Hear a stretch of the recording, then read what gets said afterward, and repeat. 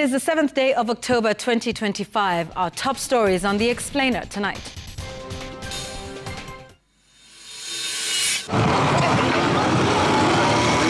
Six new cholera cases reported in Transmara as health officials shut food outlets and launch cleanup to contain the outbreak.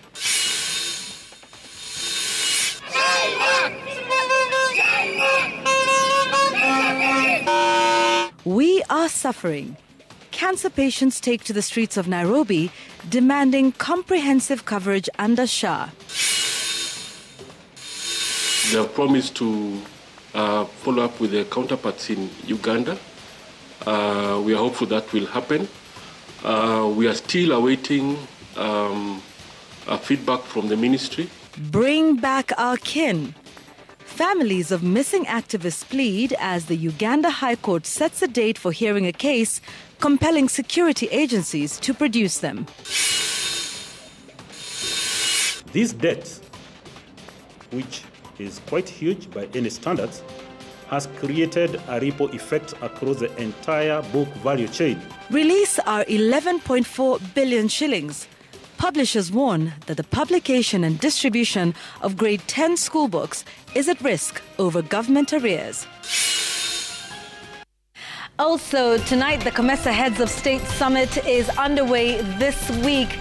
And so in our continuing focus on that COMESA Summit here on Citizen Television, tonight we're speaking with the Assistant Secretary General of COMESA, that is Dr. Dev Hammond. We'll be taking a look at 30 years of COMESA, how it interacts with the other regional blocs, and how to make countries resilient to all the geopolitical events that are taking place. But most importantly, how to make all of the pacts and agreements that are signed here relevant to you and those in the SME sector. That conversation is on The Explainer tonight, which starts right now.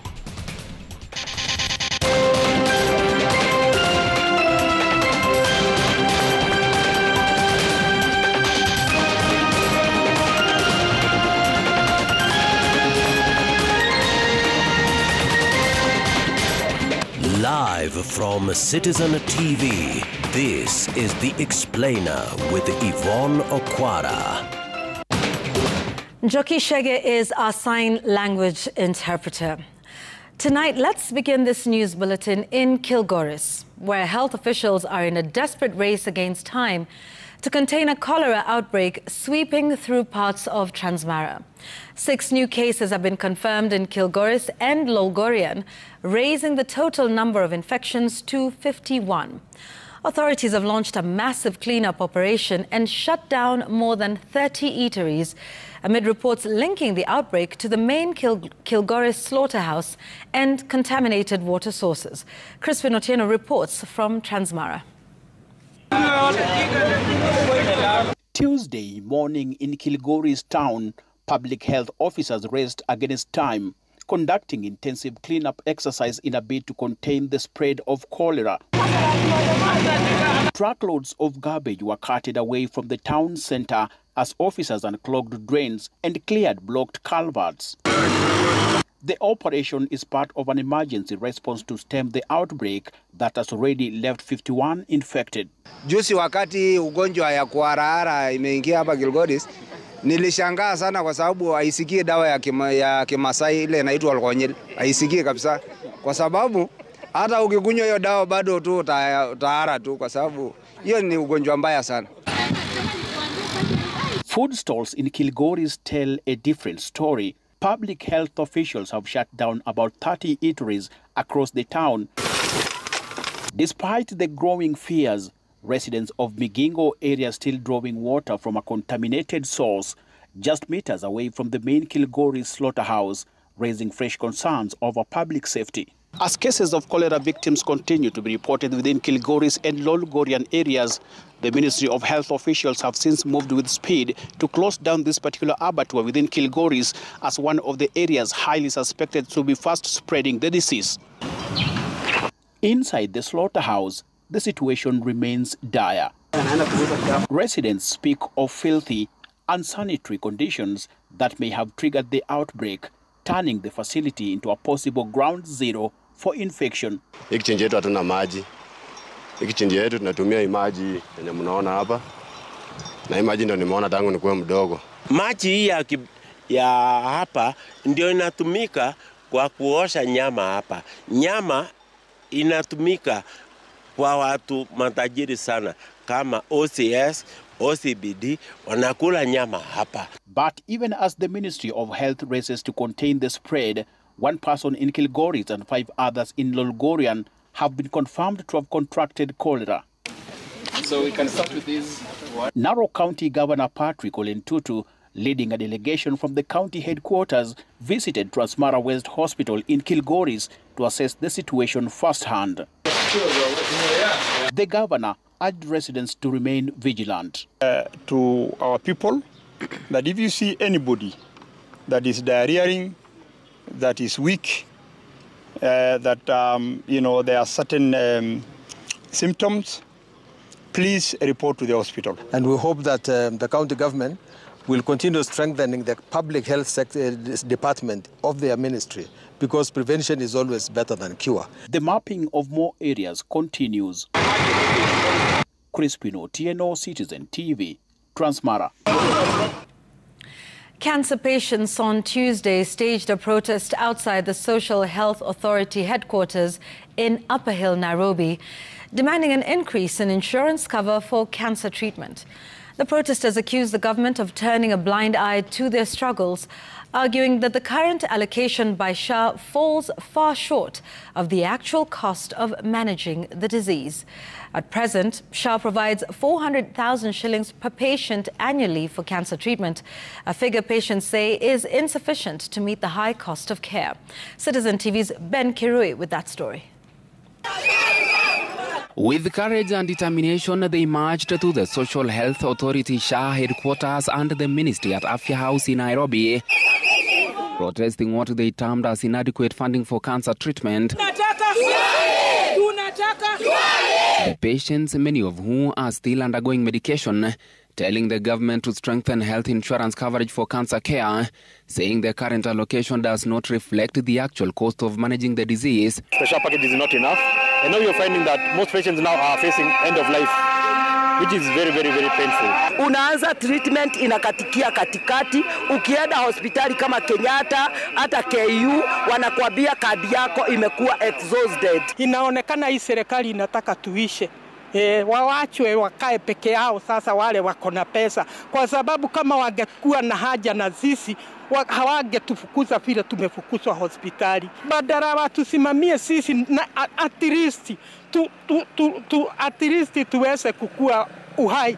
Sasa ni kukufa tu tunaelekea. They want the government to reform SHA, ensure it fully covers all essential cancer treatment services, including surgery, chemotherapy, radiotherapy and medication. So the cancer patients of this country only have 4 asks. How many asks? 4. Number 1, improve the benefit design to reflect actual cancer costs, implement responsive approval systems, reform the biometric procedures, and ensure benefit packages and balances are clearly communicated to both facilities and patients. Yes. Is 400,000 Kenya shillings enough? No! According to the patients, the current 550,000 Kenya shillings allocated for the entire course of treatment is insufficient, given the high cost of comprehensive cancer care.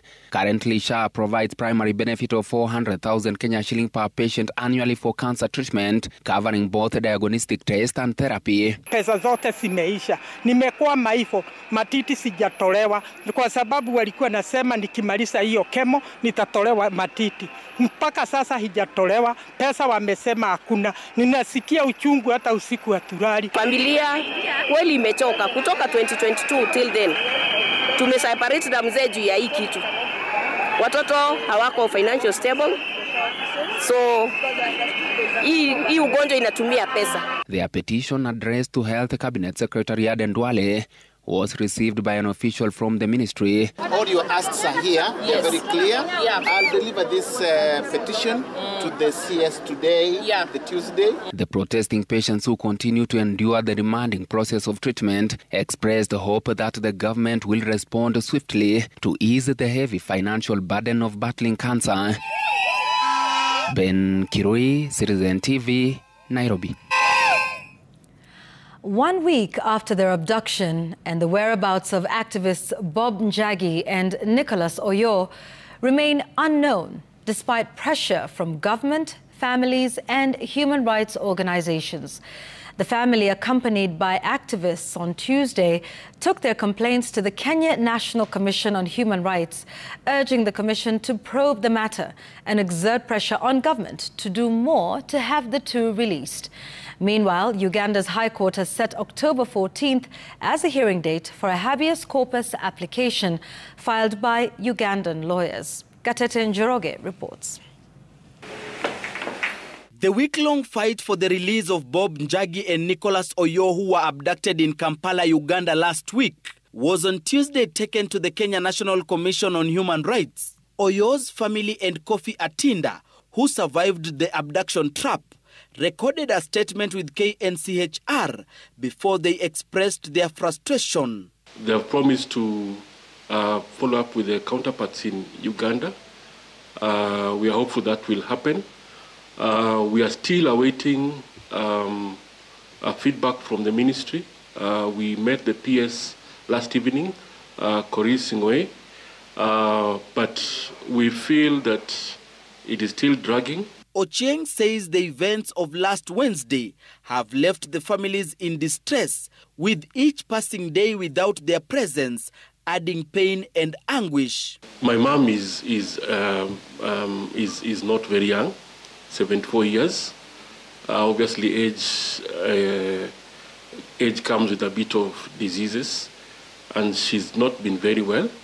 I've also received reports about Bob's mom, who was in hospital before the incident, and because of the incident, I hear that she's gotten worse. So that we can respect the rule of law, we would like for Nicholas and Bob, both of them, to come back, bring them back, and if there's anything that anyone has a complaint on, it's then in a lawful society, what we do, we take it to court. With the diplomatic correspondence between Nairobi and Kampala failing to bear fruits this far, human rights organizations have questioned the government's commitment to rescue the two after Uganda police denied holding them. It's high time that the two countries read from the same script and we be told the truth and the way forward. The Uganda High Court has directed that the habeas corpus case filed by lawyers and activists seeking to compel top security officers to produce Njagi and Oyo will be heard on October 14th.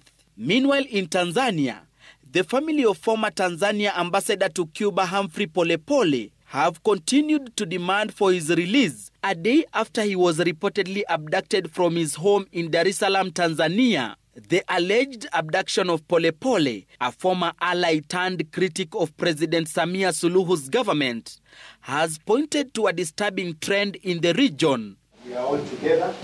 Gatete Njoroge, Citizen TV, Nairobi.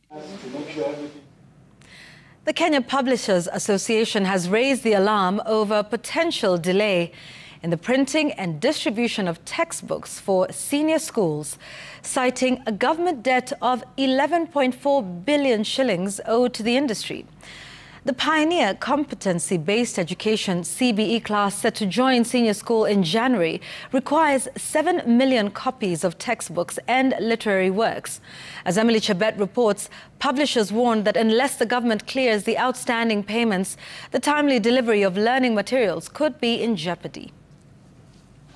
The clock is ticking, and with just 3 months to the transition of senior school under the competency-based education system, publishers are warning of a possible delay in textbook distribution. At the heart of the crisis is a government debt of over 11.4 billion Kenya shillings, money owed to publishers for the textbooks already supplied to learners in grade 1 to 9 over the past year. According to the Kenya Publishers Association, the delay in payment has left the industry cash-strapped, threatening the timely production of 7 million books needed for the Pioneer CBE cohort joining senior school in January 2026. Supply of books for grades 1 up to 8, 11.15 billion. Supply of books for grade 9, 234 million, giving us a total of 11.38 billion. This debt, which is quite huge by any standards, has created a ripple effect across the entire book value chain. The publishers say the total requirement for grade 10 includes 35 different textbooks and literary works, which 21 publishing firms will supply. All of them must be delivered before schools reopen. The total number of copies that we shall be supplying for grade 10, which need to be printed and distributed to all public schools by January 2026, is estimated at 7 million copies. The printing of these copies will take approximately 60 days, and then we shall do distribution to each and every school in the country within a period of about 30 days. The main supply of textbooks for the first senior school cohort is scheduled to start between October and December. However, publishers warn that learners could report to school without learning materials if the debt is not cleared. There is a potential crisis that is likely to happen come January 2026. If this money is not paid, operations within our publishing houses have been severely constrained, with many publishers struggling to meet day-to-day operational costs. The publishers are urging the government to clear the outstanding debt immediately to avoid disruptions in the education sector. Emily Chebet, Citizen TV. The Okoa Uchumi Initiative says 7 out of every 10 shillings made by the government goes towards repaying public debt. In its latest report, the initiative, which brings together several rights groups, points out that the economy is in a dire situation and calls for a disclosure of all loans, especially with regard to amount and creditors. They're also calling for a ban on supplementary budgets and the scrapping of NGCDF. The report indicates that domestic borrowing mainly benefits wealthy lenders and transfers wealth from the poor to the rich.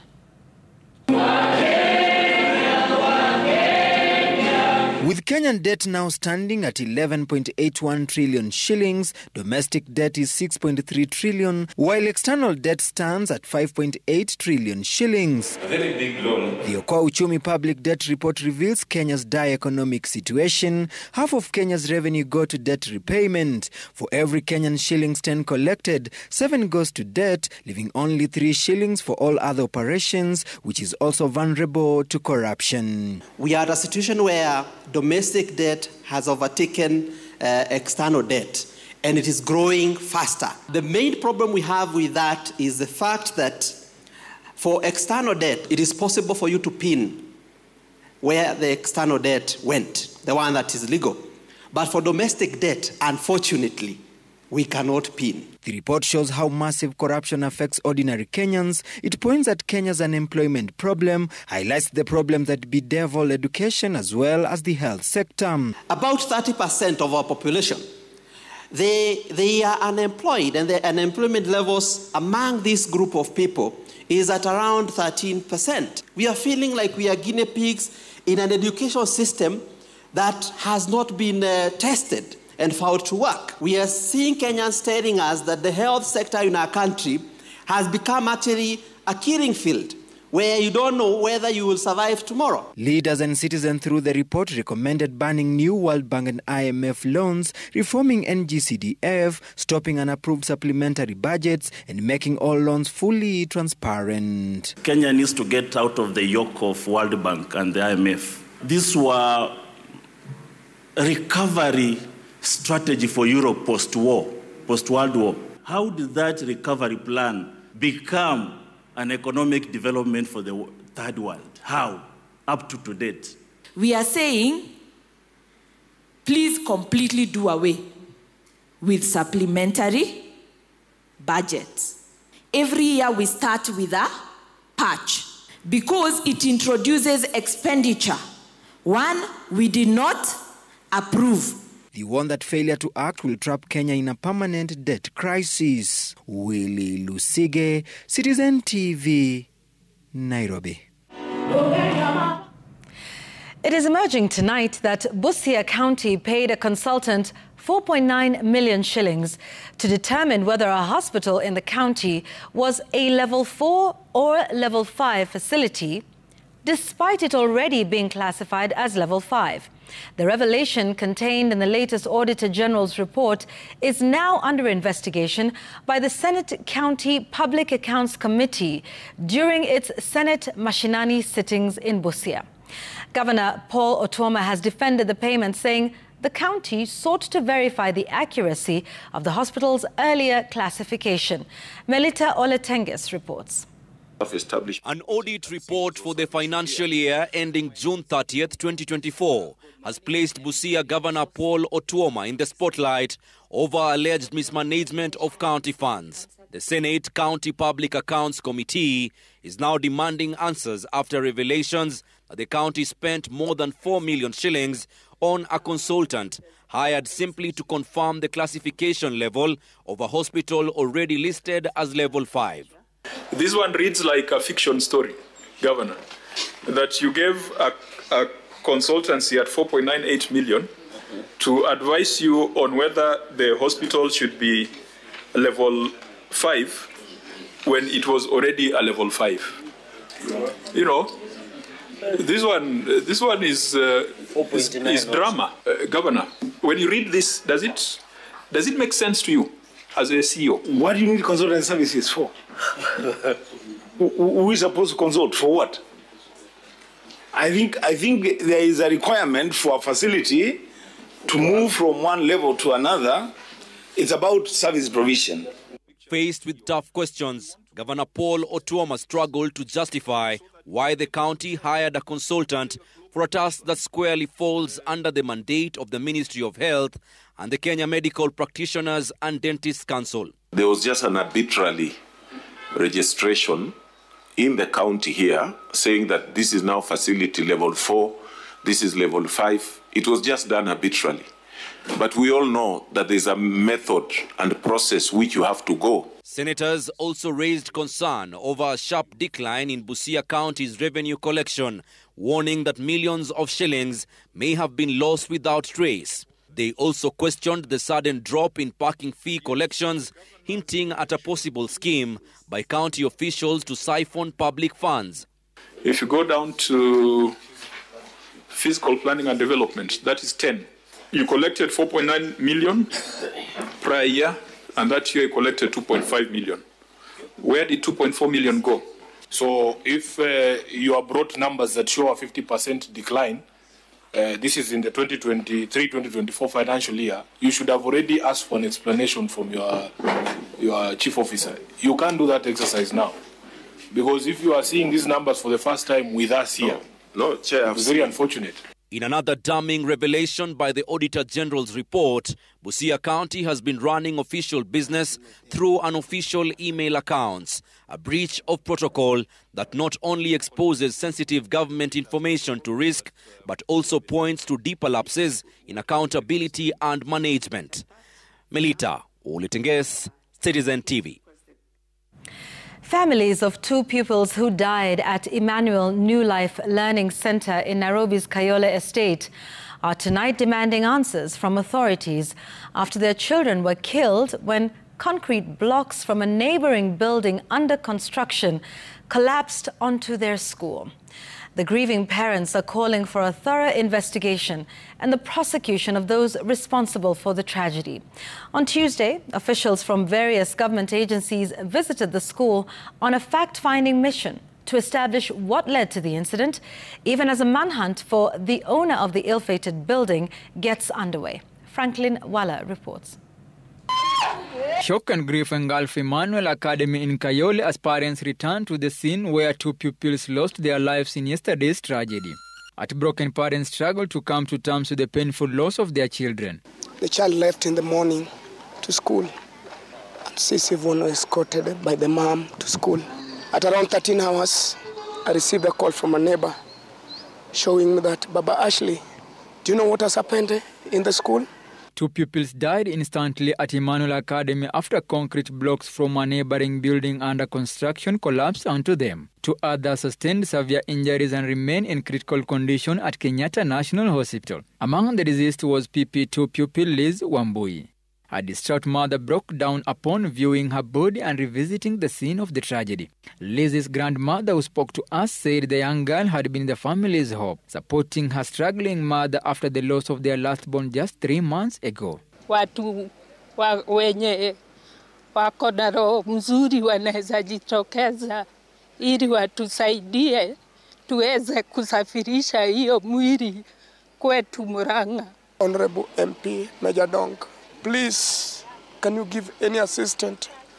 The family of young Ashley Joy is also in mourning. She was among the 2 pupils who lost their lives when the concrete blocks came crashing down. On my way to Mama Lucy Kibaki, I received another strange call telling me that, are you the father to Ashley Joy?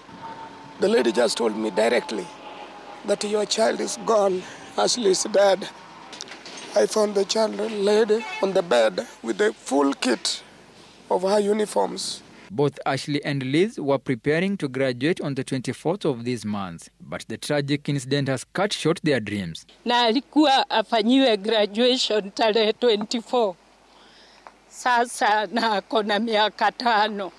Na ni mimi nilikuwa nasomesha huyo mtoto, hata ni mimi nawalisha. On Tuesday, officials from the Sub-County Education Committee, local administration, police and DCI detectives returned to the school for a fact-finding mission. They later recorded statements from the school's management and the parents of the deceased pupils. Jeru Sub-County DCI boss confirmed that investigations are underway to trace the owner of the building linked to the tragedy. These people that are building within the school, those that are making these houses, please can you check on them, because the house cannot collapse if it is well stabilized. Then to the school, if they see they are at a very risky place, why could they take measures before putting the school in that state?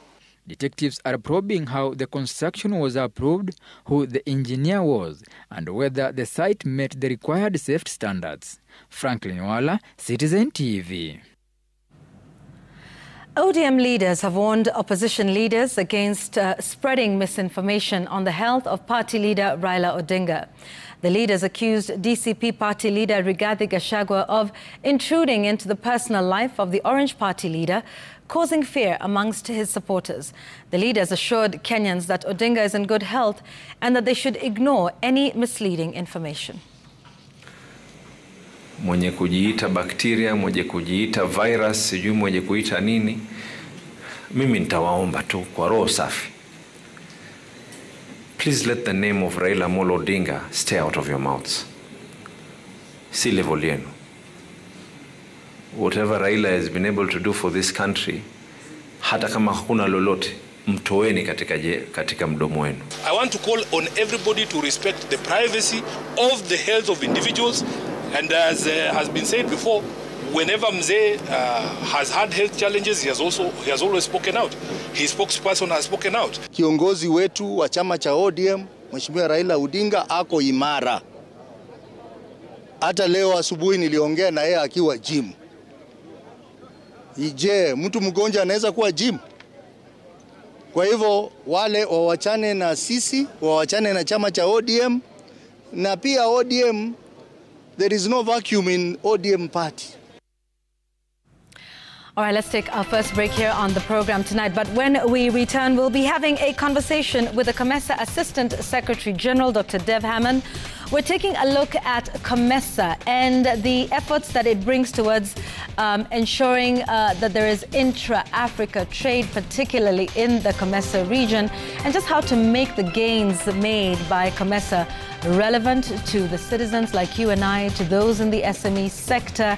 We'll be discussing that on the back of the official COMESA Heads of State Summit that's taking place in Nairobi this week. That and more is after this break. Kenya Sugar Board says country is on track to attain sugar self. Welcome back. We're glad you are still with us. Now, the heavy rains that continue to pound the country have turned what was expected to be a season of abundance into one of despair for maize farmers. Crops are rotting in the fields as hopes of profit wash away.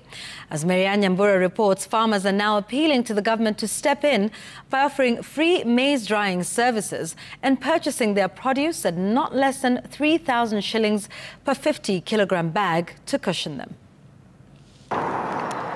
This year, many farmers celebrated access to subsidized fertilizer and expanded their acreage, anticipating record harvests, unaware that the rains would turn their celebration into a nightmare. Frederick Rono is among the few who harvested early, but he's stuck. He anticipates heavy losses as his maize continues to rot due to the rains. Kufikia wakati huu naendelea kuvuna, lakini nimevuna 200, magunia 200. Na sasa nimepata kama gunia 30 imeoza. In Cherangani constituency, Joseph Rotich, another farmer, has postponed harvesting altogether, fearing further damage to his crop. Despite benefiting from the fertilizer subsidy program, he says profits remain a pipe dream. The farmers are urging the government to buy their produce at fair prices to ease their burden. Hizi unaona hali ya mvua ni kubwa kidogo, na tungependa kama serikali kwamba watusaidie kufungua hizi cereal boards ya kununua mahindi, kwa sababu ukiangalia sasa mahindi vile imeanza kuoza zikiwa shambani saizi kwa sababu ya mbegu ambayo tuliweza kupanda mwaka huu. According to NCPB regulations, maize must have moisture content not exceeding 13% to be acceptable. Most farmers have exceeded this limit and are forced to pay 70 shillings per 90 kg bag for drying, an extra burden on production costs. Dryers ili tupate soko. Tukikausha mahindi na hata kama tukiweka huko kwa NCPB warehouse itakuwa imekauka, na tukipata mahali iko soko tunauza. Waweze kutupatia bei nzuri ya mahindi yetu, ili hapo ndio sisi tunategemea kutoa school fees yetu. Data from the Ministry of Agriculture shows that last season, farmers lost up to 30% of their produce after harvest. Experts warn that if the rains persist, the losses could rise even higher, threatening the government's target of collecting more than 70 million bags of maize this season. Marianne Nyambura, Citizen TV. All right, let's focus now on the COMESA summit that is underway in the country. Deputy President Kithure Kindiki has challenged African countries to fully exploit technology in the advancement of cross-border trade if they're to join the league of the world's most developed nations. Kindiki, who officially opened the 18th COMESA Business Forum at KICC in Nairobi, noted that the adoption of technology will be essential in catalyzing the reduction of non-tariff trade barriers, providing digital solutions in customs and border procedures for seamless trade. He also emphasized the need to strengthen relations between governments and their private sectors in mobilizing resources within the trading bloc, thereby ensuring flourishing business among the nations. Technology, especially digital technology, will define the world in the 21st century and will determine who calls the shots. And it is not true that all those who have called the shots in the past will continue calling the shots in the future. Those who will use technology well to find solutions for wealth creation, for progress and development. And I believe Africa is not sitting badly in terms of harnessing technology to define our future. The Kenya Sugar Board now says the country is steadily moving towards self-sufficiency in sugar production, with a COMESA safeguard on sugar imports set to expire in November. This comes 6 months after 4 publicly owned sugar mills were leased to private investors, a move aimed at reviving the country's struggling sugar sector. However, uncertainty still looms over the future of thousands of workers in the newly leased mills, as some have already been declared redundant. Laura Otieno reports. In May 2025, white smoke began rising from the chimneys of Kenya's sugar industry. A 30-year lease was handed to investors to revamp Nzoia, Soni, Chemelil, Muhoroni and Miwani sugar factories, all of which had suffered decades of decline and mismanagement. David Okello, a sugarcane farmer for over 40 years, described the lease as a lifeline for himself and thousands of families in the sugar belt regions. Kuna haja mchanga yote hii imelala miaka nenda miaka rudi na watu hakuna hata kazi vile watakavyo tengeneza hapo kazi itakuwa watoto wetu wataajiriwa hiyo mashine hata kukata miwa kila kitu itakuwa mzuri hapo naipongeza siipingi mimi kama Okello. In 2022, Kenya first secured a COMESA safeguard on sugar imports to protect the sector from foreign competition. Under the safeguard, reforms were required to revive local production. The latest 2-year safeguard is set to expire in November. If Excellency sitting in Nairobi decide to extend the safeguard, that would be good for the country. But from where I sit, with or without the safeguards, we have taken off from the runway and we should be able to be self-sufficient in a matter of in a couple of years. Apart from leasing the mills, President William Ruto signed the Sugar Act 2024, paving way for the establishment of the Kenya Sugar Board. The law introduced a sugar development levy capped at 4% of the value of domestic sugar and the cost, insurance and freight value of imports. It also aims to protect farmers through a fair and transparent mechanism for pricing sugarcane. Hii miwa moja inatoa sukari, inatoa molasses, inatoa spirit, inatoa karatasi, inatoa fertilizer, inatoa moto. Karibu vitu 10 ambao hii kitu inatoa. Na wakijumlisha hii yote watupatie 10,000 kwa ton. Hapo ndipo mkulima naye awe mtu. We have right now within the country about 11 sugar mills that have been installed with what we call the cane testing unit, and that is going now. It's not just going to be a benefit to the farmers, but it will also encourage good crop husbandry. So when they do their crop husbandry, they are more focused on quality as opposed to the quantity of the crop. Slow and steady, the sugar sector is roaring back.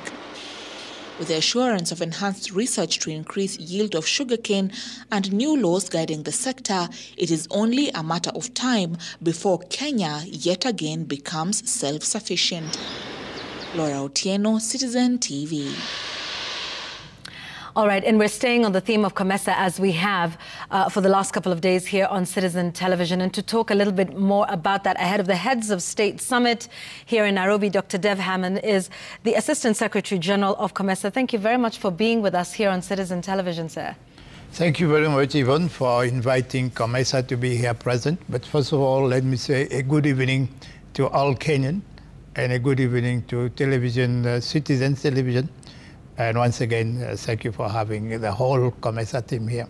Great, thank you. So let's start by hearing your perspective on COMESA. 3 decades in the making. What would you say are its most visible achievements and perhaps where progress has stalled and needs to be accelerated? As you know that COMESA is a trading bloc. So first, COMESA is the one that had to define what is trade. Not only trade like a national trade, but trade between and among member states. And really to give trade a new dimension, that's why the head of state and government had created COMESA. So our first action was to make sure that we put in place the rules, the regulations, the procedures. Can you imagine that in all those days, for goods to be traveling from one spot to another spot, it was taking quite a number of days. Already what we have seen from the farmers, when they are producing perishable goods, their goods cannot stay for long. So really making sure that the goods cross the border at the right, within the right period of time. And we needed also to make sure that the tariffs among member states were eliminated. So all those defining trade, putting in place the regulation, the standard rules, and so on, that was the biggest achievement. Yeah. And the biggest achievement now you can see that you have got 21 member states that are trading, but not all of them are members of the free trade area. 16 of them are members of the free trade area, and the trade among them has increased. Today itself, we heard from the private sector that EAC Kenya, 30% of its products are traded among the EAC. But who are the EAC countries? Yeah. With the exception of one country, Tanzania, the rest are members of the COMESA. So as you can see that EAC, COMESA, we have the same objective, that we empower our member states to trade among themselves. Yeah, and it's interesting that you mention EAC as well, because many countries on the continent, and indeed in COMESA, belong to multiple regional trading blocs. So you've got COMESA, you've got the East African Community, you've got SADC. Has this overlapping membership helped or hindered integration? And how do you think COMESA is interacting in this complexity? Of course, dual membership, I think this is what I would say, the sovereign decision that members make, whether to belong to one or to belong to more than one. It is a sovereign. So I'm sure that technician an expert must have made certain decisions on the basis of which certain member states join more than one or more than two. But of course, we depend, when we are doing certain programs, we will not have, for example, if I'm doing a road between Uganda and Kenya, joining the two countries, now whether you belong to EAC or you belong to COMESA, it will be the same. So how do we avoid the duplication? Is by working together. And that's why in 2008, the biggest initiative to bring the three bloc, like I say, SADC, East African Community, and COMESA together. And that has materialized last year, where now we have the minimum number of countries that have signed on to the tripartite free trade, and very soon we shall be trading on that one. Yeah. So already there are certain countries that are using the rules of origin, the certificate of origin of either COMESA or SADC or East African, and they are able to trade among themselves. All right, and now, COMESA is operating, in the regime of the African Continental Free Trade Area, AFCTA.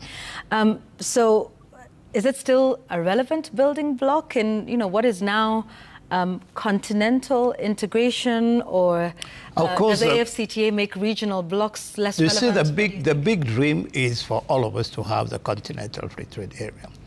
And the Abuja Treaty said that let's start with the regional integration. And that's why they created the 8th region. And after the 8th region, we ourselves, we decided that let's start bringing the regional blocks together. And that's how we created the tripartite. And after the tripartite start working, it is now going to be used for others to bring the other. For example, tomorrow we can bring on ECAS, we can bring ECOWAS and other regs, so that becomes a real continental free trade area. Of course, the continental free trade area is a big, I would say, within which we are working, but we are helping. We are accelerating the continental integration, but of course we have to go the regional dimension and now the tripartite dimension. Mm. Yeah. So even as, Africa is looking inward to ensure that we trade more, still trade on the continent, and I believe even within COMESA, is far less than in regional trading blocs such as, Europe and the European Union. What do you think we can do to foster more intra-African trade to get us to, because the population, we've got that, the materials we have, the finished products, the human capital. Yeah. What do you think we need to do? You see, we have a long way to go. Of course, we have constructed the linkages, the market linkages between all the countries, but also we need the connectivity, the physical connectivity, the corridors, infrastructure. Yeah. These are some of the work that are happening, and we are getting the support of our partners. And that's why maybe the deputy president today said that I want you people to think about 3 things. People, because your integration should be anchored on people. The people should be the one to benefit from it.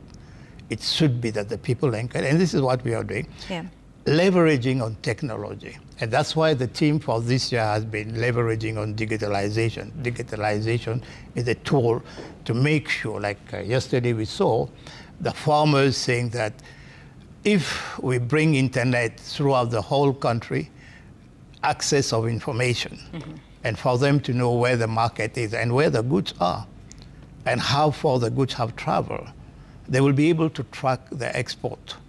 So leveraging on technology is very important. The technology is good. And the third one is about partnering. We need to be partnering. And that's the way we can really emerge victoriously. And like I said, already trade is taking place. We have widened the choice of our consumers. Consumers are getting a lot of things. But we do recognize that we have to move a bit faster. Accelerate that speed. Accelerate that speed. But yet we're doing all of that in, the state of the world, which, we all understand at the moment. Global trade is becoming more fragmented. More countries around the world are looking more inwards. I mean, I think after the COVID pandemic, there's shifting supply chains. There's geopolitical rivalries, as we see around the world. To what extent do you think COMESA member states are exposed, and what can the trading bloc and the Secretariat perhaps do to cushion them and make them more resilient in the face of global situation tension? No, like I said, the COMESA member states, the trade amongst them is only 14 billion. But the export trade, or the import trade, the export trade is 191 billion. So there is a market that is waiting for you there. And when that market is affected, we get also our export affected. But also we bring, our import is almost like 250 billion. So we are not operating in a vacuum. So what we are trying to do is that instead of you exporting your raw materials, make sure that those raw materials are transformed into semi or finished goods. Because that's the only way we can create wealth. Because our raw materials, when they go outside, the price that they fetch is very low. And with that low price that we obtain, it is impossible to grow our economy. And we need to grow our economy by transforming our raw material. And that's the way we can create employment for our people. So it is very critical. We are dependent on the outside market, but we need to grow our inside market also too.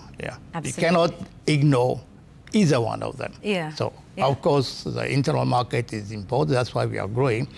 At the same time, the external market is still irrelevant for us. Because there will be a big scramble for Africa all over again, if it's not already happening. With what's happening in the US and in Europe, and the EU and China, all of course coming in to sort out those geopolitical rivalries and tensions that are taking place. And so there are some who worry that, the African countries could get back to what happened during the colonial times. There's the partitioning of Africa. There's a scramble for the raw materials that Africa, has to provide the world. That is, in a certain sense, you have seen that they have realized, the member state, the head of state and government, they have realized that they need to be strong from inside. Whatever happened, yes, we do get the shock, because let's say suddenly a market is closed from you. Of course, you have to look for an alternative. But if you already have a market from within, you have a fallback position. Okay, and therefore my final question to you is, the internal, right?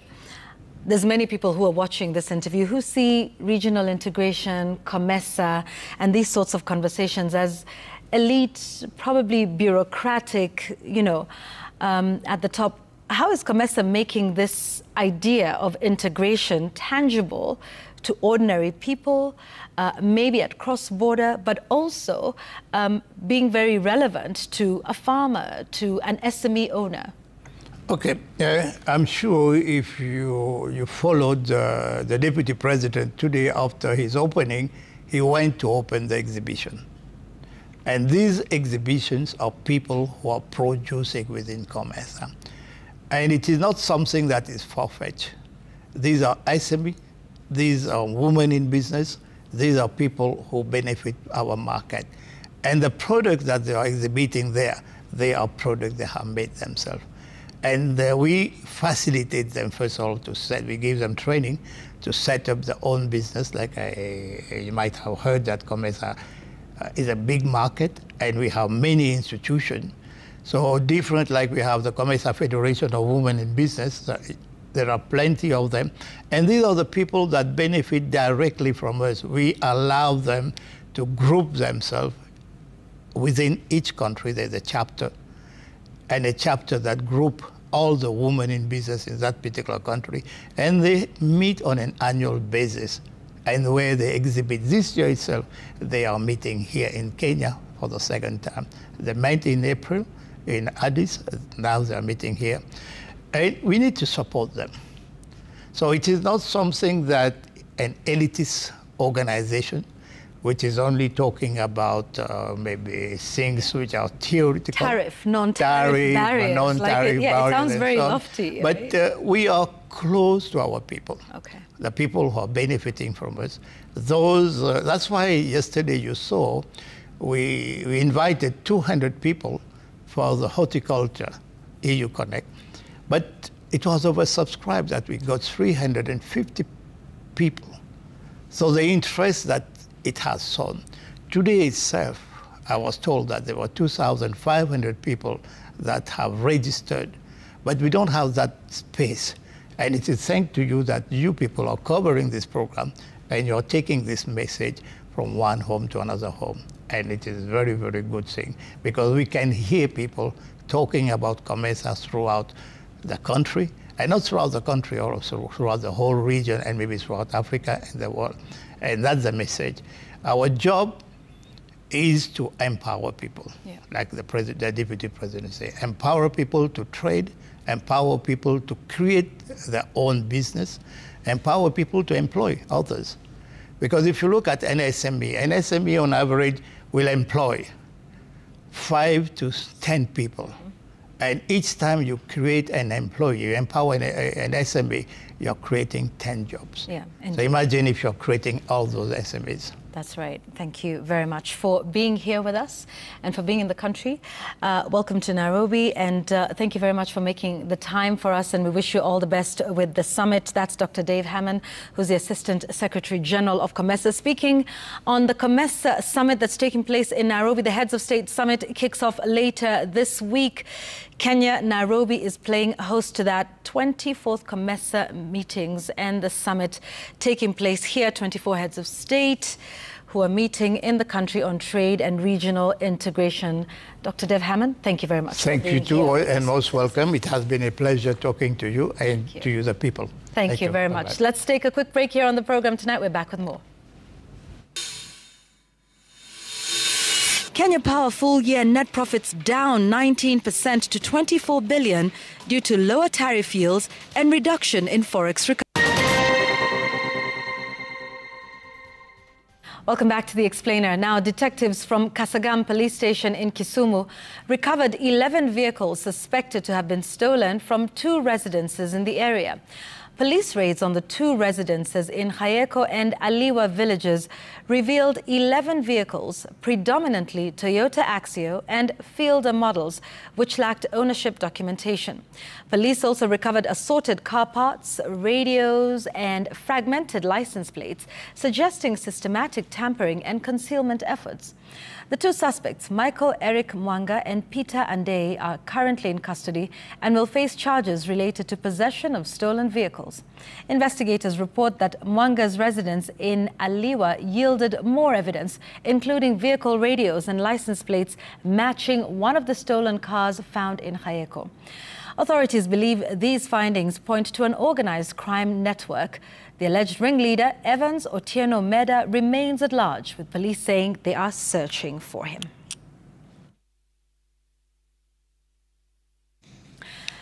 Now, let's take you further afield now. Israelis across the country gathered to mark the second anniversary of the October 7th attack by Hamas militants, which left about 1,200 people dead and 251 others taken hostage in southern Israel. The day also marks 2 years since the start of the Israel military offensive on the Gaza Strip, a campaign that has so far killed more than 67,000 Palestinians, injured over 150,000 others, and left widespread destruction in its wake. Commemorations of the October 7th Hamas attack on Israel were held in kibbutzim, where residents were killed or kidnapped. At the site of the Nova Music Festival, where more than 307 people were killed and dozens taken hostage, relatives returned at dawn to mourn the dead by observing a minute of silence at 6:29 a.m., which is the precise time when Hamas launched its unprecedented attack. The Israeli government announced that the official Israeli ceremony of remembrance will be held on the 16th of October in the National Cemetery of Simchat Torah. The anniversary has been overshadowed by hopes that war in Gaza may finally be coming to a close as negotiators from Hamas and Israel gathered on Monday in Egypt, where they began indirect talks to iron out the details of the release of all hostages held in Gaza and the return of nearly 2,000 Palestinian prisoners, as well as the initial withdrawal of Israeli troops from Gaza. But even as indirect ceasefire talks continue in Egypt, the Israeli army continues its assault on the Gaza Strip. More than 67,000 Palestinians have been killed and about 170,000 have been injured in Gaza, according to the Gaza Health Ministry. Seth Olale, Citizen TV.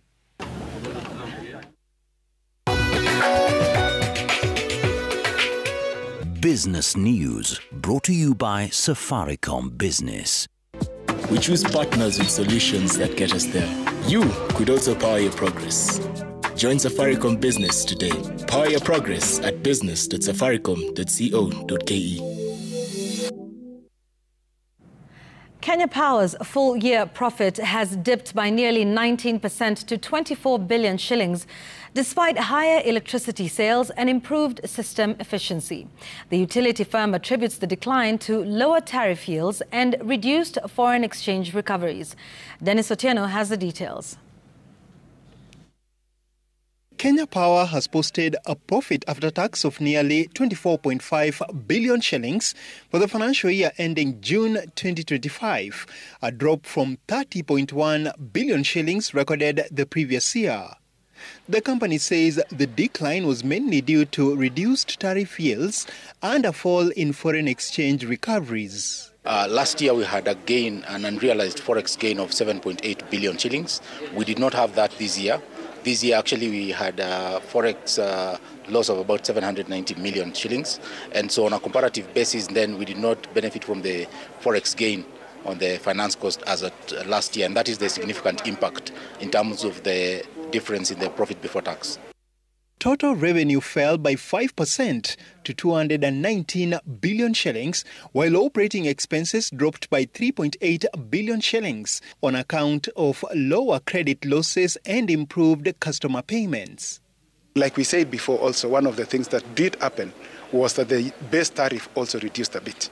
So that whereas we sold more by 8%, but the overall impact is that the electricity revenue actually dropped. System losses remain a matter of concern, averaging 24% during the year, still above the 17.5% ceiling set by the energy regulator EPRA.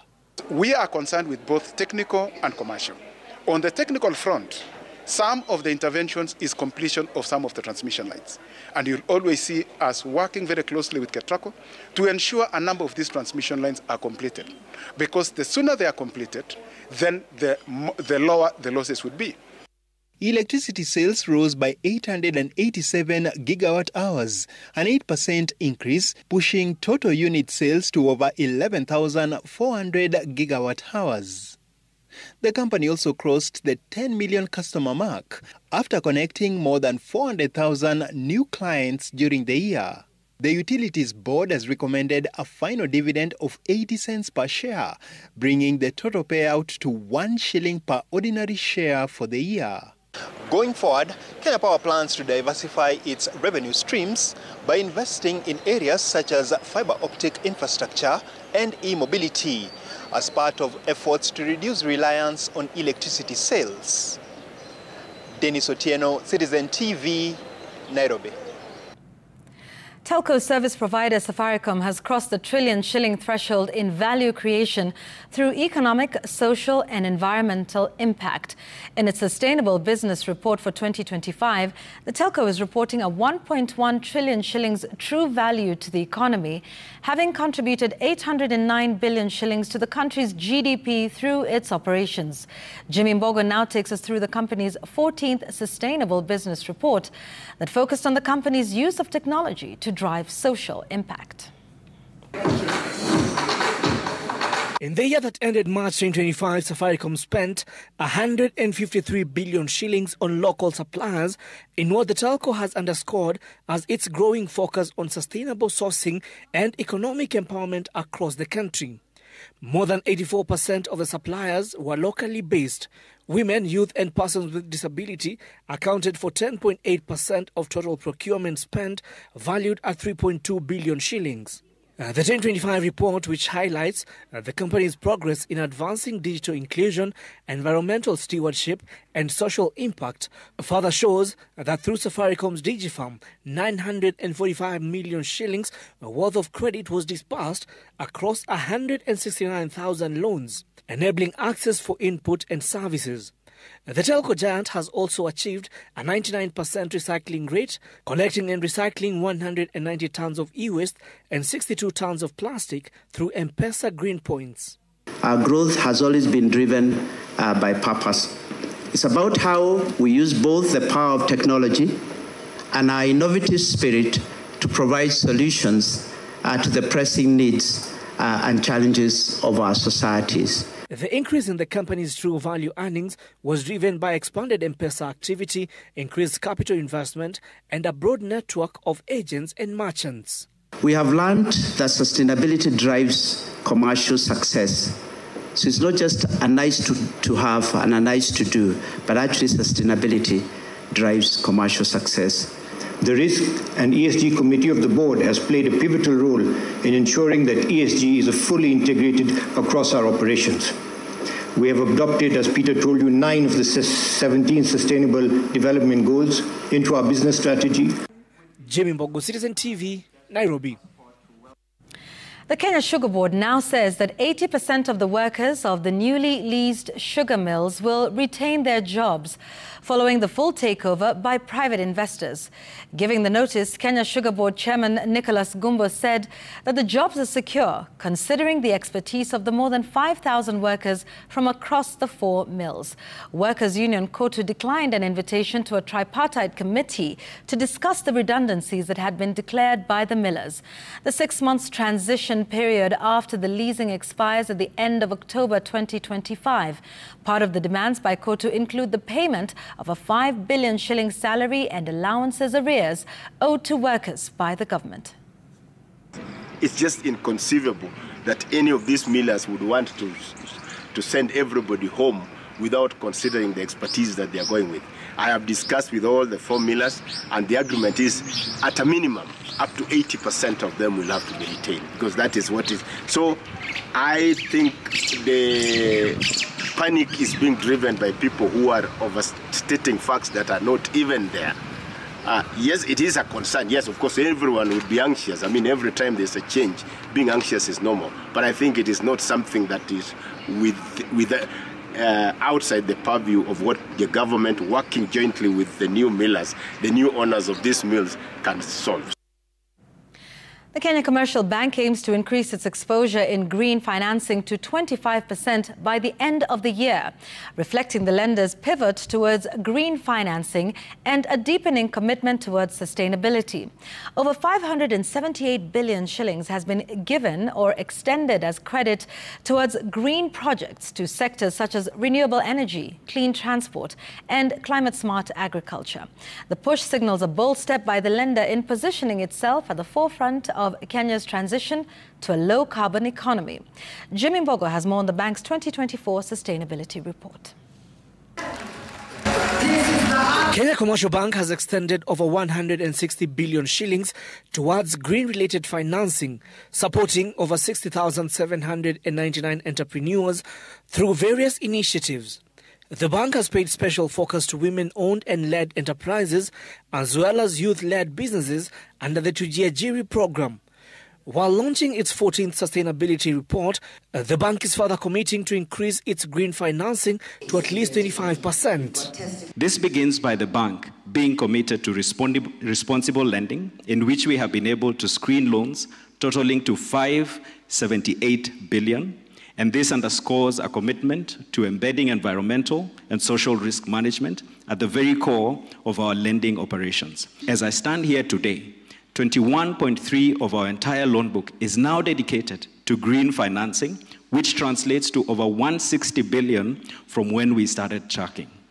By the end of this year, we aim to expand our green lending portfolio to 25% of our total lending business.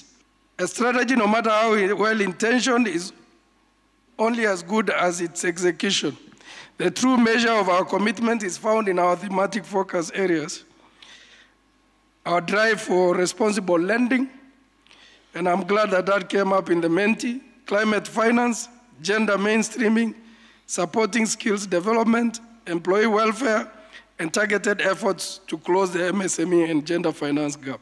The Kenya Bankers Association CEO Raymond Molenje lauded KCB's leadership in embedding sustainability into business operations with a focus on SME sector.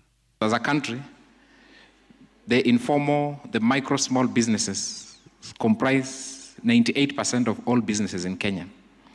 So as banks, if we are not focused on that segment, which comprises the 98% of all businesses in Kenya, then even the survival of banking is at risk. Jimmy Mbogo, Citizen TV, Nairobi. Business News, brought to you by Safaricom Business. We choose partners with solutions that get us there. You could also power your progress. Join Safaricom Business today. Power your progress at business.safaricom.co.ke.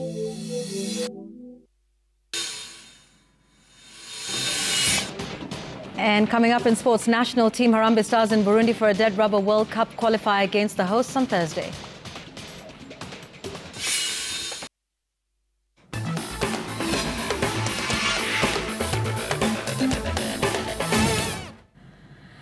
The Harambee Starlets technical bench has cut the number of players from 38 to 23 as training intensifies for the last phase of qualifiers for the Women Africa Cup of Nations. Harambee Starlets will host the Gambia on Friday, the 24th of October, under floodlights at the Nyayo National Stadium, the match kicking off at 6 p.m. The return leg will be played 4 days later in the Gambia's neighboring country, Senegal. The winner on aggregate in the two legs qualifies for the Women Africa Cup of Nations.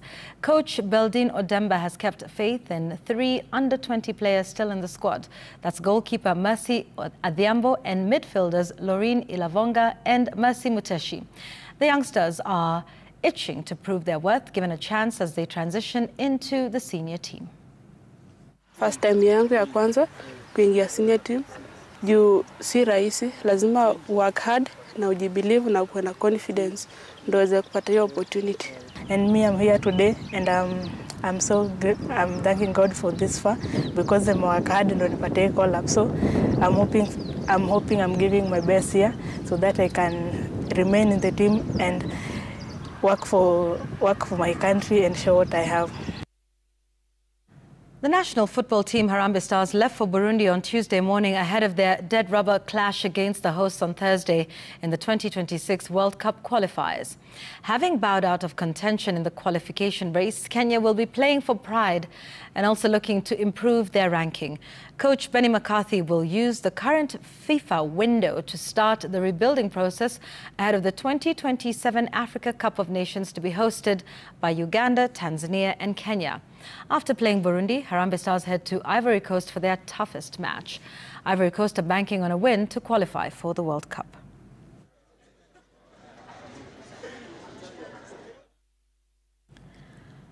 "25 teams from 6 counties headlined the Kiambu County Level 2 Swimming Championship that was held at the Porterhouse Junior Academy in Runda.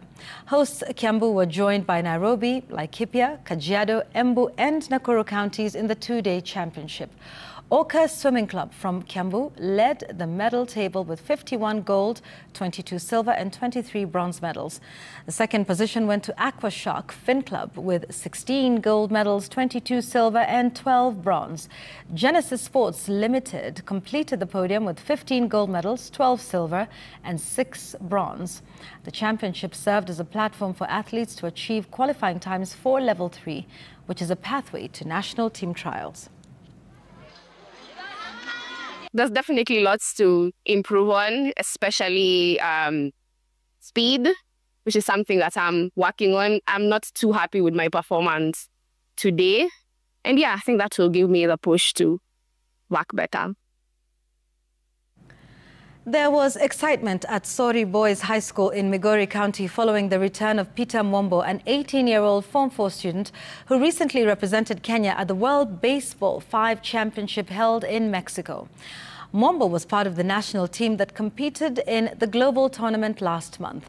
The team secured an impressive 5th place worldwide and emerged as the top team in Africa. Despite being selected for an upcoming match in Italy with the national team, Mwombo has opted to return to school and focus on preparing for the national exam. The local school hero is calling for improved training facilities for young baseball players in Kenya, stating that proper infrastructure is essential for better performance on the international stage. There were some skills that we had not acquired because it was our first attempt to the World Cup, so it just needs more of training and to learn those skills, support. Then we are assuring people that when we'll be going to Senegal, we'll not become now position 5, but we'll come back with the cup. Boy has been training alone, but we thank a teacher from Masara Secondary School who has been the coach of this boy in our school. We still appeal to the coach to help us to train more boys in the game called baseball. Barely a month after the family of Hezekiah Nyamayu, the 1972 Olympic Games medalist, called for help to save the ailing athletics icon, 88-year-old Nyamayu took a bow at 2 a.m. after failing to recover from illness. The legendary sprinter, who alongside Julius Sang, Robert Oko and Charles Asati brought Kenya glory in the 4x400 meters relay during the 1972 Munich Olympic Games, died at 2 a.m. Tuesday morning. Hezekiah Nyamayu struggled in his sunset years, relying on family members for support, a daily reminder of the burden he bore as a forgotten hero. Athletics Kenya and the National Olympic Committee of Kenya led the tributes that poured in for the fallen hero. Afanyiwe karavati yoyote ile wanaweza kumfanyia Arabu, aonekana kama ataishi siku kadhaa. Hakuna serikali ilikuja hata kumuona, hata kwa nini, hata kwa hospitali mahali alikuwa.